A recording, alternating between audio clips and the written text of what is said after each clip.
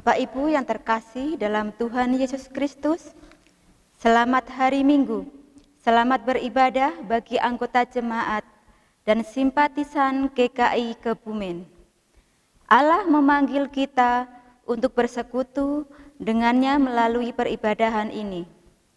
Sebagai ungkapan syukur atas kasih dan penyertaannya, marilah kita sambut panggilan itu dengan menaikkan pujian baginya dari NKB 2, bait yang pertama dan yang kedua. Hai mari sembah.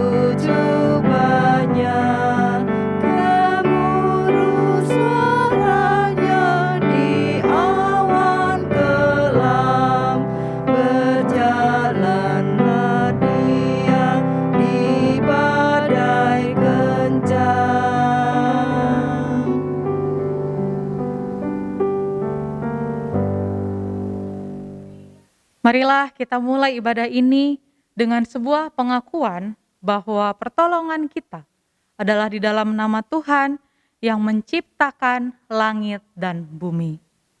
Kasih karunia dan damai sejahtera dari Allah Bapa kita dan dari Tuhan Yesus Kristus menyertai saudara sekalian. Saudaraku yang terkasih, hari ini kita akan merenungkan tema hidup beriman yang benar. Kita dasari ibadah kita dengan firman Tuhan dari 1 Petrus 3 ayat 10 sampai 12. Siapa yang mau mencintai hidup dan mau melihat hari-hari baik, ia harus menjaga lidahnya terhadap yang jahat dan bibirnya terhadap ucapan-ucapan yang menipu. Ia harus menjauhi yang jahat dan melakukan yang baik. Ia harus mencari perdamaian dan berusaha mendapatkannya. Sebab mata Tuhan tertuju kepada orang-orang benar dan telinganya kepada permohonan mereka yang minta tolong. Tetapi wajah Tuhan menentang orang-orang yang berbuat jahat. Mari kita berdoa. Ya Bapa, kami datang ke hadirat-Mu dengan hati yang mengaku bahwa kami penuh dengan kesalahan. Seringkali kami yakin betul bahwa kami beriman kepada Tuhan, tetapi segala perkataan dan tindakan kami justru tidak mencerminkan iman itu. Tolong kami ya Bapa, ampunilah dosa kami. Tuntunlah kami untuk memperbarui diri kami, agar kami dapat semakin serupa dengan Kristus dalam setiap tindakan yang kami buat. Ya Yesus, tebuslah dosa kami dan tinggallah di dalam hati kami. Demi Kristus Yesus kami berdoa. Amin.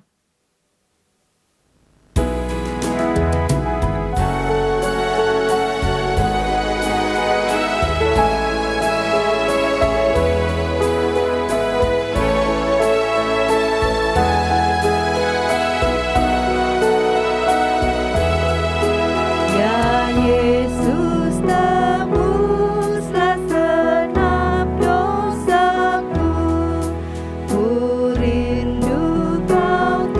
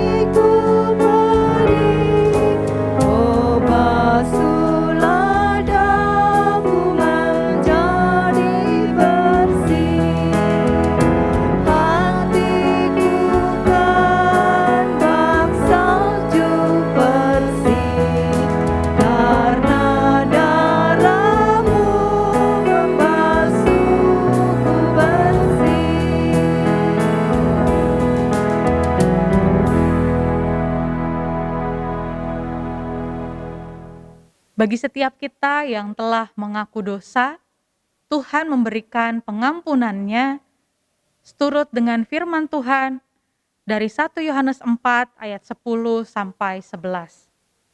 Inilah kasih itu, bukan kita yang telah mengasihi Allah, tetapi Allah yang telah mengasihi kita dan yang telah mengutus anaknya sebagai pendamaian bagi dosa-dosa kita.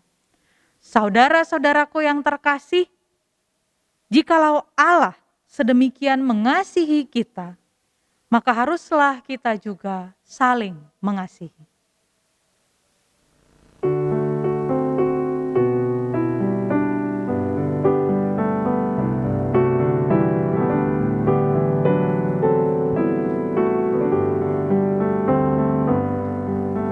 Siapa yang boleh menumpang masuk dalam rumah-Mu ya Tuhan? Siapa yang boleh berdiam di gunung-Mu yang kudus? Siapa yang boleh menumpang masuk dalam rumah-Mu ya Tuhan?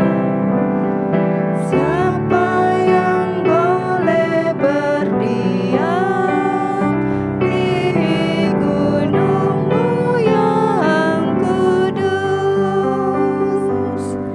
Dia yang berlaku tiada bercela, yang melakukan apa yang adil, yang dengan senang hati berkata benar, yang lidahnya tak suka memfitnah. Siapa yang boleh menumpang masuk dalam rumah-Mu ya Tuhan? Siapa yang boleh berdiam di gunung-Mu yang kudus? Dia yang tak jahat terhadap teman, tak menuduh bersalah tetangganya, tak mendukung yang hidup di dalam celah, tapi muliakan yang takut Tuhan. Siapa yang boleh menumpang masuk dalam rumah-Mu ya Tuhan? Siapa yang boleh berdiam di gunung-Mu yang kudus?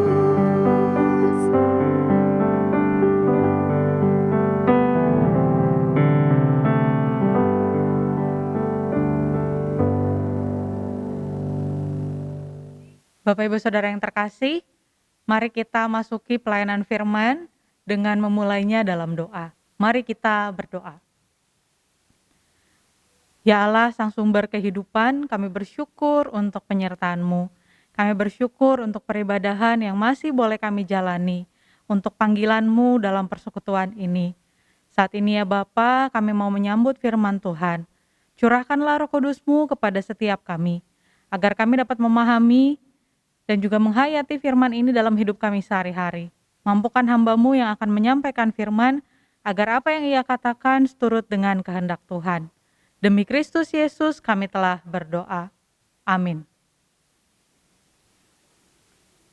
Bacaan hari ini diambil dari Markus 7 ayat 1 sampai 8, dilanjut ayat 14 sampai 15, kemudian ayat 21 sampai 23.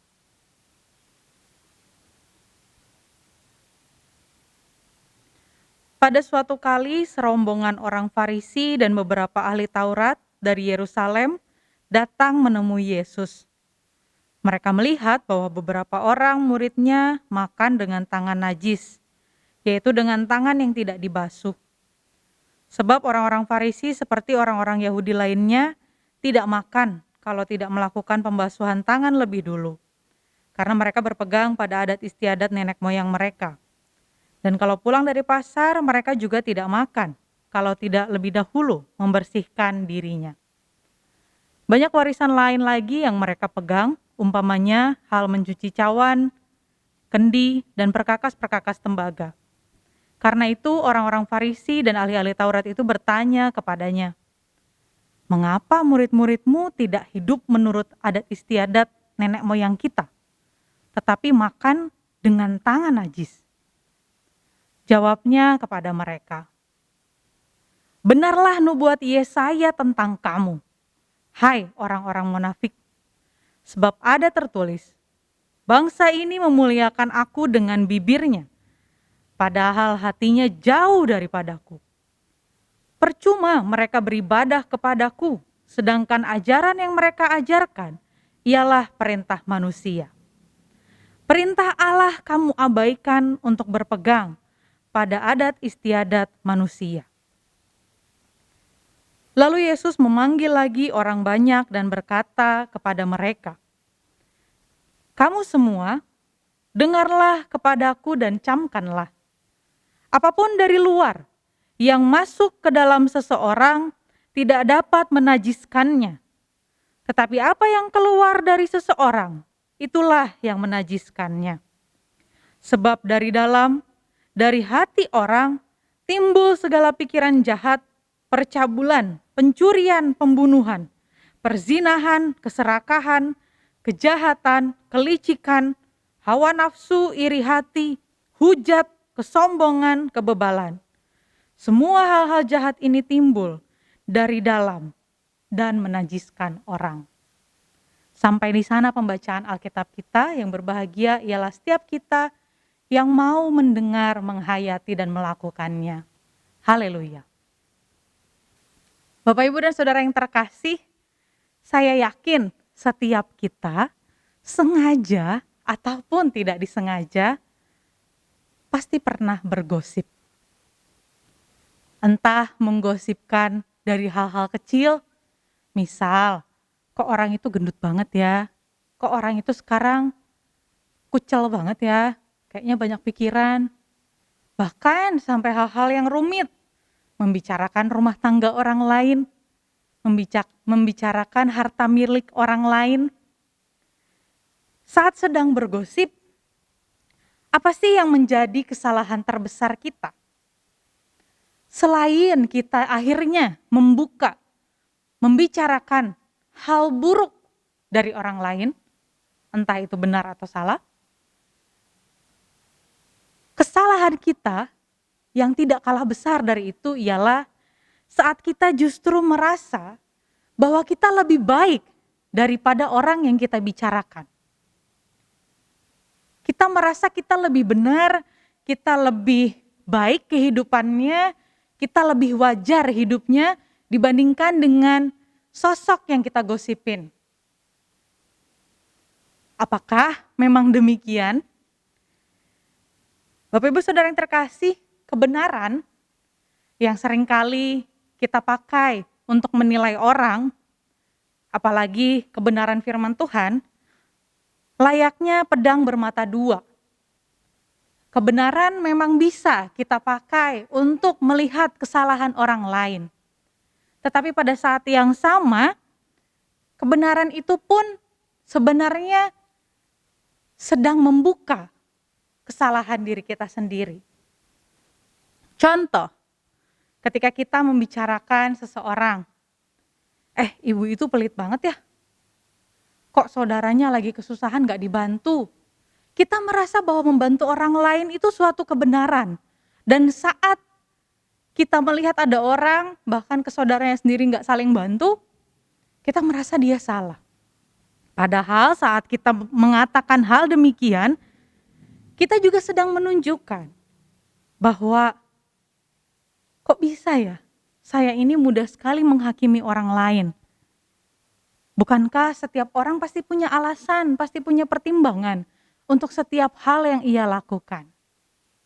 Bapak Ibu dan Saudara yang terkasih, ketika kita seringkali merasa lebih benar dari orang lain, saat melihat kesalahan setitik saja pada diri orang lain, kita mudah membicarakannya, menghakiminya, dan merasa kita lebih benar, hidup kita lebih baik. Hati-hati.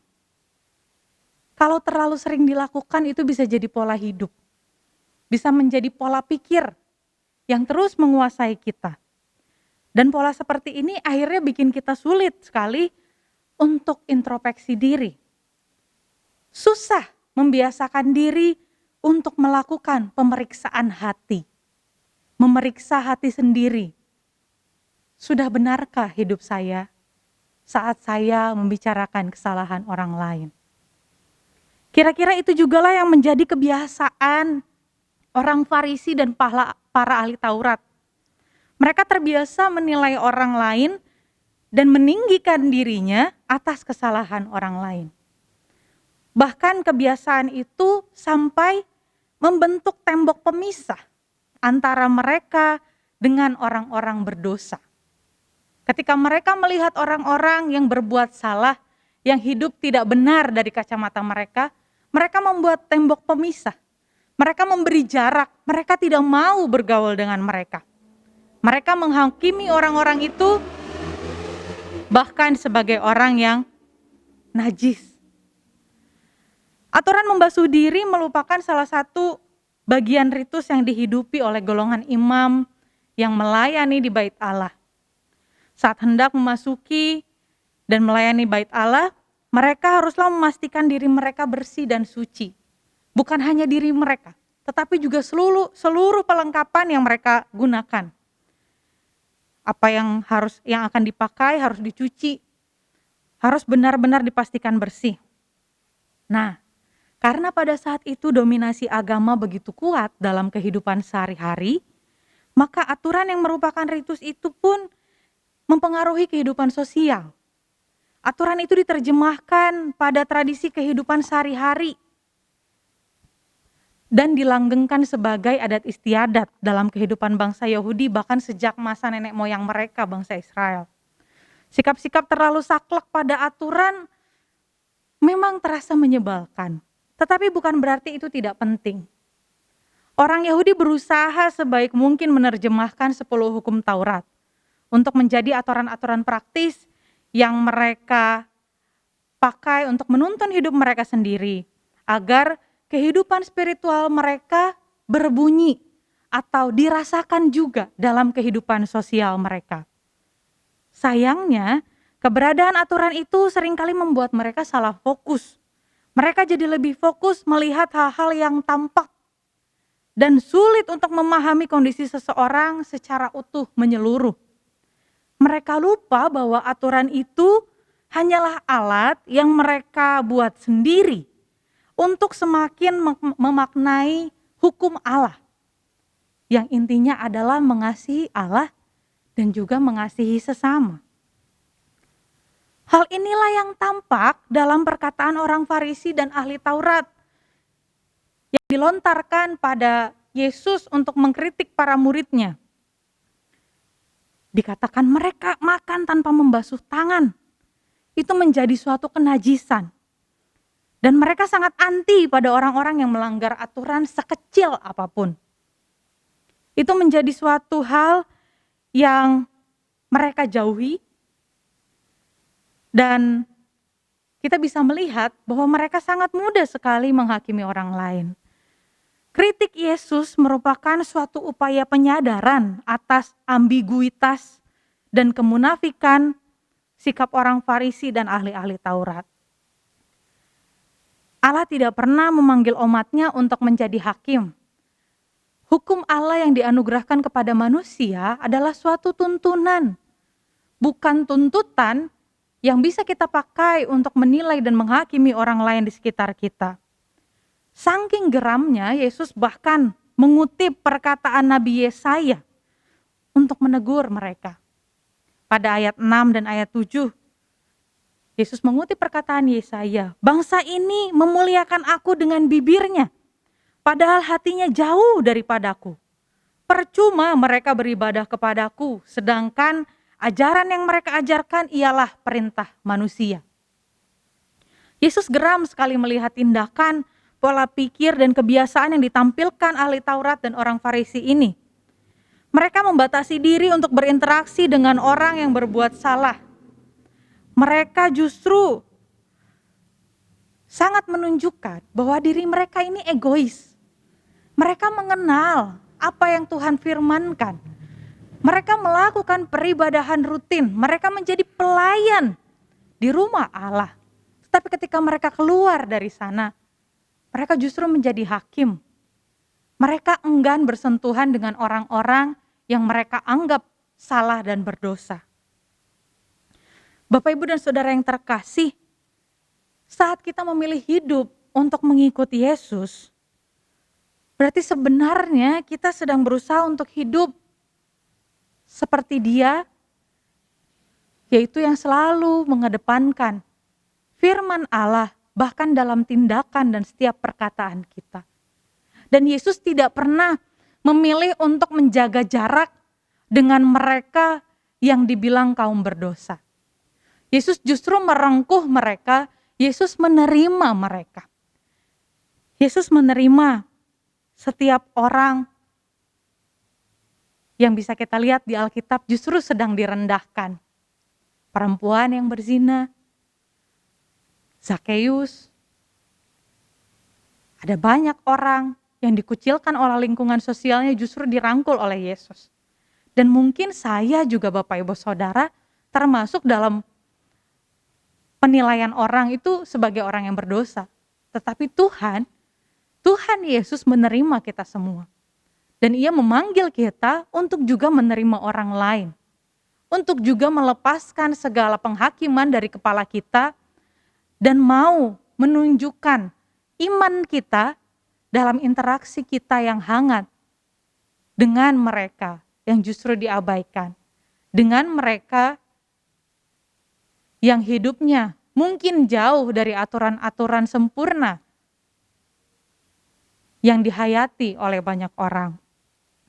Ketika kesalehan kita, ketika iman kita justru membuat kita berjarak dengan orang lain, justru membuat kita pilih-pilih, membuat kita pasang tembok untuk berinteraksi dengan orang lain, kita mesti hati-hati. Karena saat itu kemungkinan besar kita pun sedang memisahkan diri dengan Allah. Kita hanya mementingkan diri kita sendiri, melihat hanya ada kebenaran di dalam diri kita, dan tidak mempedulikan keadaan orang lain. Saudaraku yang terkasih, untuk menjalani hidup beriman yang benar, kita tidak perlu menyalah-nyalahkan orang lain. Untuk menjadi hamba Tuhan yang setia, kita tidak harus menghakimi orang lain. Untuk jadi orang yang lebih baik, kita tidak perlu menjelek-jelekan orang lain. Hidupilah aturan, ritus-ritus keagamaan, firman Tuhan sebagai sesuatu yang menolong kita semakin dekat dengan Tuhan, semakin serupa dengan Kristus. Pakailah pemahaman keagamaanmu untuk berelasi semakin akrab dengan Tuhan, bukan semakin jahat dalam berkata-kata pada sesama. Kristus telah memberikan teladan bahwa hidup beriman yang sejati justru tampak saat kita berani menyentuh mereka yang dianggap najis. Karena ketika kita sedang beriman, kita bukan berlomba-lomba untuk memiliki tangan yang bersih. Tetapi kita sedang terus berjalan dan berproses untuk punya hati yang selalu mau dibersihkan oleh kasih Allah. Bapak, Ibu, dan Saudara yang terkasih, saat kita punya kehidupan beriman yang benar di hadapan Tuhan, kita juga akan dipakai Tuhan untuk membantu orang lain menemukan jalan hidup yang semakin dekat dan akrab dengan Tuhan. Sekalipun itu kita berarti harus melakukan sesuatu yang tak selalu kita sukai, tak selalu bikin kita nyaman. Terkesan bikin kita repot malah. Tapi kalau memang itu justru menjadi pewartaan kemuliaan Tuhan bagi orang-orang di sekitar kita, maka jalanilah itu. Itu adalah kesempatan di mana Tuhan mau kita bertumbuh dalam iman kita. Pakai setiap kesempatan yang Tuhan beri di hidup kita untuk terus bertumbuh sebagai sosok yang beriman dengan benar. Tuhan memberkati kita. Amin.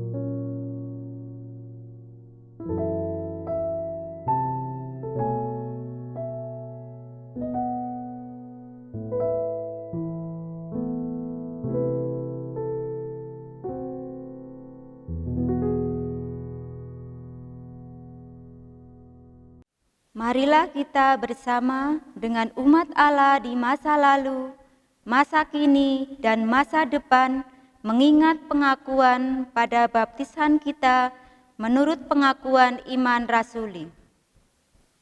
Aku percaya kepada Allah, Bapa yang Maha Kuasa, Halik langit dan bumi, dan kepada Yesus Kristus, Anaknya yang tunggal Tuhan kita, yang dikandung dari Roh Kudus, lahir dari anak darah Maria, yang menderita sengsara di bawah pemerintahan Pontius Pilatus, disalibkan, mati dan dikuburkan, turun ke dalam kerajaan maut, pada hari yang ketiga bangkit pula dari antara orang mati, naik ke surga, duduk di sebelah kanan Allah, Bapa yang Maha Kuasa, dan dari sana ia akan datang untuk menghakimi orang yang hidup dan yang mati.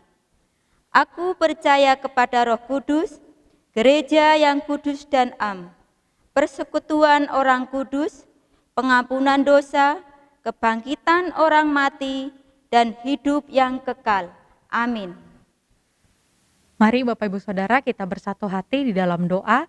Mari kita berdoa. Ya Allah, sumber kehidupan kami bersyukur ya Bapa untuk firman yang boleh kami dengarkan. Mampukanlah kami ya Tuhan untuk mau terus belajar, meneladani Tuhan. Mampukan kami untuk mau dipakai Tuhan, memulihkan orang-orang di sekitar kami, bukan justru menjadi hakim bagi setiap kondisi mereka. Ya Bapa, kiranya Engkau menguatkan kami, agar kami senantiasa bertumbuh dalam kehidupan beriman kami yang benar. Saat ini ya Bapak, kami mau berdoa bagi setiap anggota jemaat dan simpatisan GKI Kebumen yang saat ini mungkin sedang sakit atau ada dalam pergumulan yang berat. Kiranya ya Bapak, Engkau melawat mereka, kuatkan mereka, pulihkan mereka. Nyatakanlah kasih-Mu melalui setiap orang di sekitar mereka. Kami berdoa ya Bapak, juga untuk kondisi pandemi yang saat ini belum juga usai. Kami berdoa bagi setiap tenaga medis yang menjadi garda terdepan, agar mereka senantiasa Tuhan kuatkan, Tuhan beri kesabaran, Tuhan beri kesehatan yang cukup untuk melakukan tugas mereka. Kami berdoa juga untuk pemerintah kami ya Tuhan, baik di pusat maupun di daerah, agar mereka senantiasa menggunakan hikmat Tuhan dalam setiap karya pelayanan mereka. Tuntunlah mereka ya Bapa agar dapat bekerja sama dalam menangani pandemi ini.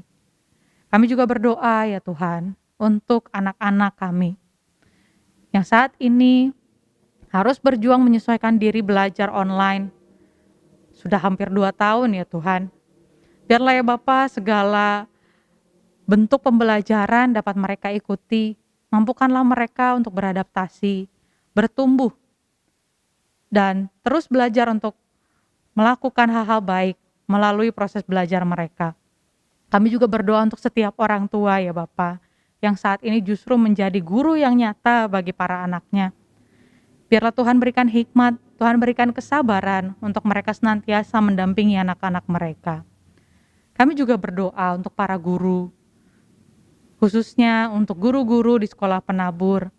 Kiranya ya Tuhan, Tuhan pakai mereka untuk senantiasa menjadi saluran berkat Tuhan dalam menyampaikan ilmu-ilmu bagi anak-anak-Mu. Dan kiranya Tuhan juga pakai agar mereka juga bisa bertumbuh semakin kreatif, semakin inovatif dalam pelayanan mereka. Kami juga berdoa untuk sekolah penabur, baik untuk karyawannya, pengurus yayasannya, agar semuanya dapat berjibaku, dapat terus menyesuaikan diri dengan tantangan zaman, agar sekolah penabur dapat tetap menjadi saluran berkat bagi banyak orang melalui keberadaannya. Kami juga berdoa ya Tuhan untuk proses pergantian pengurus Badan Pelayanan GKI Kebumen. Kiranya ya Tuhan, Tuhan pimpin agar setiap anggota jemaat dapat merespon panggilan Tuhan untuk melayani. Dan bagi setiap mereka yang telah menyanggupi pelayanan, kiranya Tuhan yang tuntun mereka untuk dapat berkontribusi secara aktif dalam pelayanan yang akan mereka lakukan dengan majelis jemaat. Kami juga berdoa untuk majelis jemaat GKI Kebumen, biarlah ya Tuhan, dalam setiap keterbatasan saat ini, kami sebagai pelayan Tuhan dapat terus menggali apa yang bisa kami lakukan untuk terus menyampaikan kasih Tuhan kepada anggota jemaat, kepada simpatisan yang Tuhan titipkan di gereja ini. Kami berdoa ya Bapak, untuk setiap kami yang saat ini bergumul, berjuang sebagai kepala keluarga, sebagai tulang punggung keluarga. Kiranya ya Bapak, di tengah masa ekonomi yang sulit ini, Tuhan kuatkan kami. Tuhan cukupkan segala kebutuhan kami. Tuhan tenangkan hati kami dalam setiap proses pekerjaan yang kami lakukan. Agar apapun yang kami hadapi bersama dengan Tuhan. Inilah doa-doa kami ya Bapa. Kami bersyukur untuk cinta kasih Tuhan dalam hidup kami. Demi Kristus Yesus kami telah berdoa. Amin. Marilah kita memberikan persembahan kita kepada Tuhan dengan dasar firman Tuhan yang diambil dari Ibrani 13 ayat 5. Janganlah kamu menjadi hamba uang, dan cukupkanlah dirimu dengan apa yang ada padamu. Karena Allah telah berfirman, Aku sekali-kali tidak akan membiarkan engkau, dan aku sekali-kali tidak akan meninggalkan engkau. Marilah kita memberikan persembahan kita dengan menyanyikan PKJ 147, bait yang pertama dan yang ketiga, Di Sini Aku Bawa.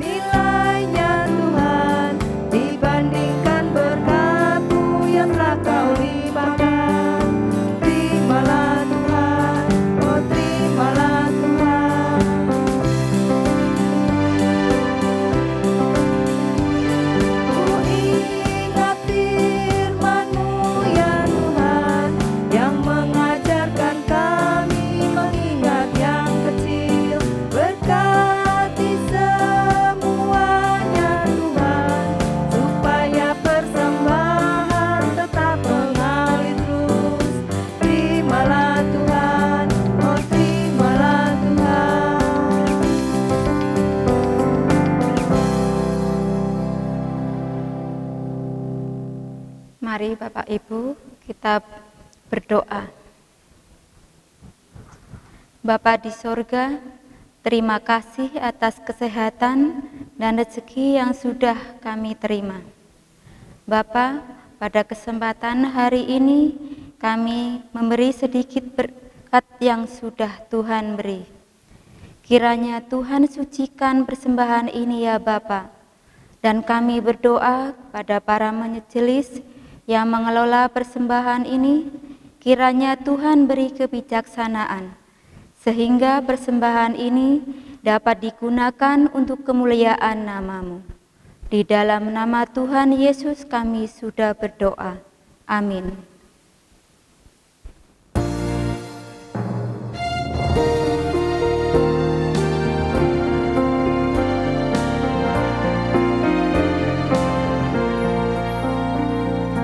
Ikuti Kau saja Tuhan, jalan damai bagiku. Aku selamat dan sentosa hanya oleh darah-Mu. Aku ingin ikuti Kau dan mengabdi padamu. Dalam Dikau juru selamat, ku bahagia penuh.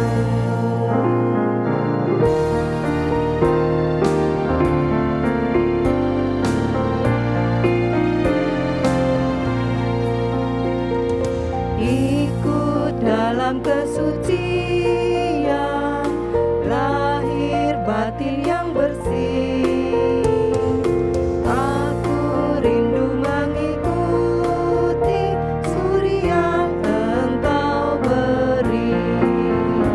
Aku ingin ikuti Kau dan mengabdi padamu. Dalam Dikau juru selamat, ku bahagia penuh.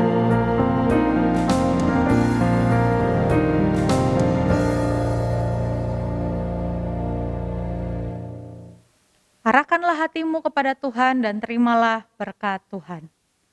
Tuhan memberkati kita dan melindungi kita. Tuhan menyinari kita dengan wajah-Nya dan memberi kita kasih karunia.